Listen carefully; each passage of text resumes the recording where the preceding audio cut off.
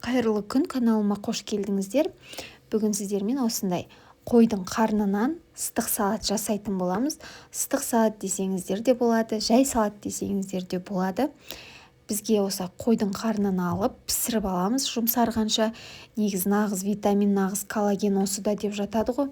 Соны осылай салат қып ұсынып жіберсеңіздер өте дәмді болып шығады. Және желініп кетеді. Қойдың қарны құр бос қалып қалмайды. Мінекей біз қойдың қарнын ұзынша етіп, солонка дейміз ғой, солай қылып турап алдық.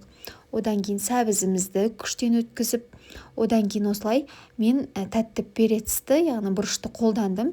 Егер сіздер ашты қып жасаймын десеңіздер, орнына полугорки немесе ұсақ ашты бұрышты қоссаңыздар болады. Үстіне сарымсағымызды, укроптың орнына басқа да петрушка деген сияқты басқа көксөктерді қоссаңыздар болады.